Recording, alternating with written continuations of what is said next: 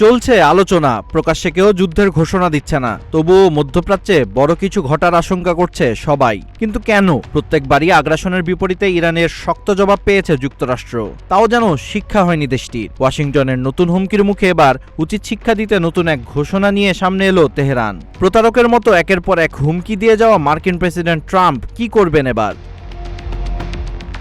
যুক্তরাষ্ট্র নতুন করে ইরানে হামলা চালালে উপসাগরীয় অঞ্চলের গুরুত্বপূর্ণ জ্বালানি অবকাঠামোতে পাল্টা হামলা চালানো হবে বলে সতর্ক করেছে ইরান। এক প্রতিবেদনে বিষয়টি সম্পর্কে অবগত 5টি সূত্রের বরাতে এই তথ্য দিয়েছে বার্তা সংস্থা রয়টার্স। প্রতিবেদন অনুযায়ী গত 28 জুলাই ট্রাম্প ইরানের জ্বালানি খাত ও অবকাঠামোয় হামলার হুমকি দেওয়ার পর উচ্চ পর্যায়ের কূটনৈতিক যোগাযোগের মাধ্যমে বার্তাটি সৌদি আরব, কাতার ও অন্যান্য উপসাগরীয় দেশের কাছে পৌঁছে দেওয়া হয়। ইরানের পররাষ্ট্রমন্ত্রী আব্বাস আরাকচি সৌদি আরব, কাতার ও তুরস্কের পররাষ্ট্রমন্ত্রীদের পাশাপাশি পাকিস্তানের সেনাপ্রধানের সঙ্গেও এ বিষয়ে কথা বলেছেন। ইরানি কর্মকর্তারা 2019 সালে সৌদি আরবের আরামকোর আবকাইক ও খুরাইশি স্থাপনায় ড্রোন ও ক্ষেপণাস্ত্র হামলার উদাহরণও টেনেছেন। সেই সময় দেশটির তেল উৎপাদনের অর্ধেকের বেশি সাময়িকভাবে বন্ধ হয়ে গিয়েছিল। সূত্রগুলোর ভাষ্য, আরাকচি উপসাগরীয় দেশগুলোকে ট্রাম্পের ওপর প্রভাব খাটিয়ে নতুন হামলা ঠেকানোর আহ্বান জানান। একই সঙ্গে তিনি সতর্ক করেছেন, যুক্তরাষ্ট্র হামলা চালালে উপসাগরে থাকা মার্কিন সামরিক স্থাপনা এবং জ্বালানি অবকাঠামো ইরানের পাল্টা হামলার লক্ষ্য হবে।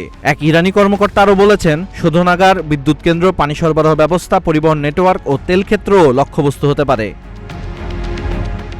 সংবাদ মাধ্যম রয়টার্স জানিয়েছে, ইরানের সতর্কবার্তার পরই সৌদি যুবরাজ মোহাম্মদ বিন সালমান ট্রাম্পের সঙ্গে কথা বলে বড় হামলা থেকে বিরত থাকা, যুদ্ধবিরতি বজায় রাখা এবং আলোচনায় ফেরার আহ্বান জানিয়েছেন। পাশাপাশি কাতার, ওমান ও সৌদি আরবও ওয়াশিংটনকে আলোচনায় পুনরায় শুরু করার অনুরোধ জানিয়েছে। গত 2 আগস্ট ট্রাম্প বলেছিলেন, দ্রুত সমঝোতা সম্ভব হলে তিনি ইরানে হামলার পরিকল্পনা বাতিল করতে রাজি। এদিকে সৌদি আরব জানিয়ে দিয়েছে, তাদের ভূখণ্ডে হামলা হলে জবাব সামরিকভাবেই দেওয়া হবে।